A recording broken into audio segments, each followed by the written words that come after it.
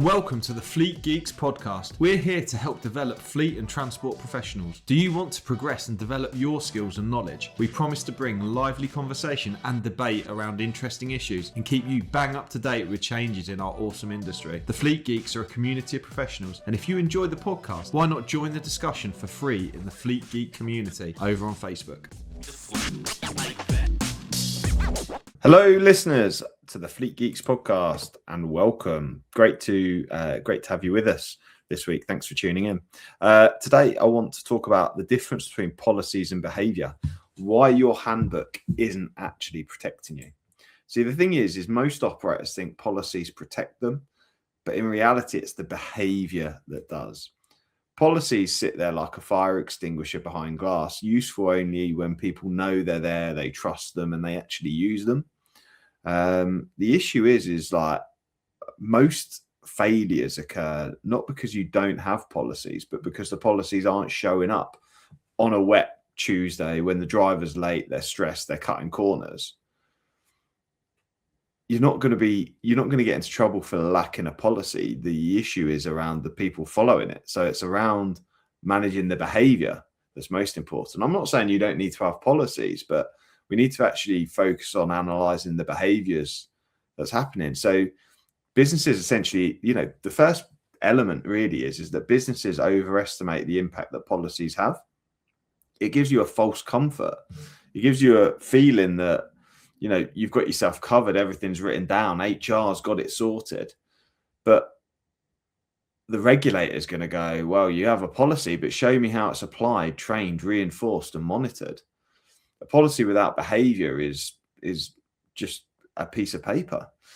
So the key thing is that we need to focus on where the gap really is, somewhere between the policy and the behavior. And generally, there's 4 reasons that there's a gap between the policy and the actual behavior that you're seeing. So the first is that there's an awareness gap.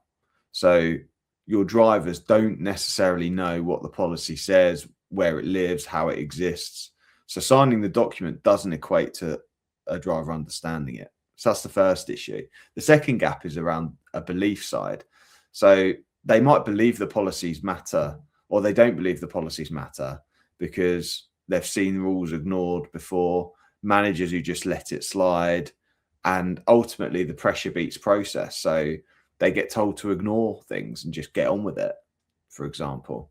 So behavior will always follow belief. So that's one of the gaps. The third is the leadership gap. So, for example, if leaders bypass rules under pressure, they don't bother putting their card in, they don't bother doing their seatbelt up, they don't bother making a record of the work they've done or whatever it may be, then, there's a leadership problem. Reward results over standards, or say it only once, then, ultimately the policy doesn't matter at all. Hi, it's Pete from Flagship Partners.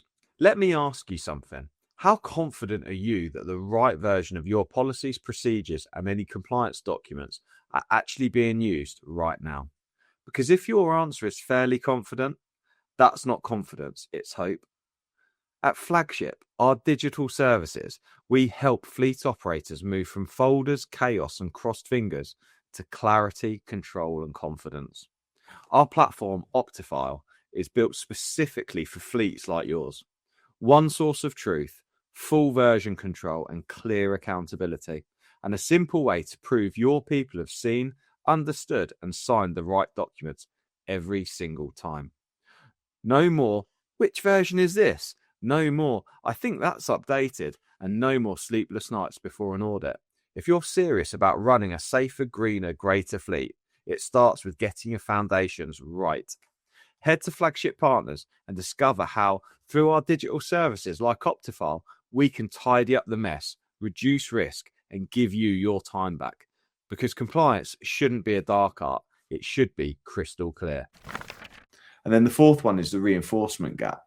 So, for example, we don't revisit, we don't coach, we don't use policies in conversations, we don't reference them in the decisions we make. We need to make sure there's some level of reinforcement to ensure that the behavior is reinforced. So there's 4 key issues there around awareness, making sure that there's a belief around them, understanding what the leadership gap is, and understanding from a reinforcement perspective as well. So the reality is that, walk around checks are done, but not really done. Defect reporting is actually discouraged because it slows down the work. Drivers are trained once and then left alone for years. They're inducted and then forgotten about.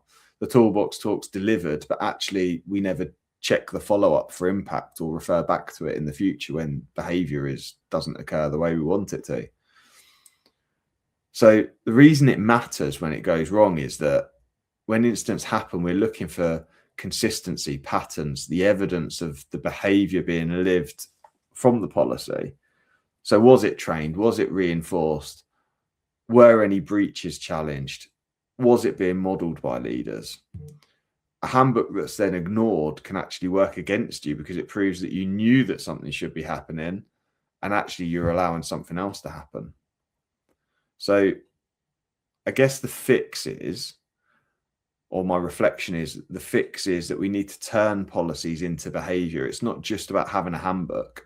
We need to make sure that we design policies around humans. So they need to be short, they need to be visual, they need to be in straightforward English. We need to make sure we relate them to relevant situations. We then need to train through scenarios, not necessarily through slides. So what would you do if? Talk me through this decision. Use real examples because that beats theory. Make sure the managers show up in the way they are sending messages to your team. Drivers don't follow the policies, they follow the people. So managers need to make sure they reference it, challenge stuff, praise the behavior they're looking to see, challenge it if it doesn't exist, and then making sure that we reinforce things. So debriefs, near-miss conversations, performance reviews, we give praise, not punishment. We reinforce the behavior and say that that's what we're hoping to see. So I think the conclusion is that policies aren't really protecting the business. It's the behavior of your drivers that do. So there's a gap, and basically that gap between their behavior and the actual policy is what your leadership is. And I think that it's important for you to reflect, or I'd like you to reflect on this podcast to go, well, which of our policies are actually real? What are we living? Which ones are there that are just making us feel safe from an administrative perspective? And what behavior are we actually rewarding? Because a lot of businesses I go into, productivity is rewarded over anything else rather than safety.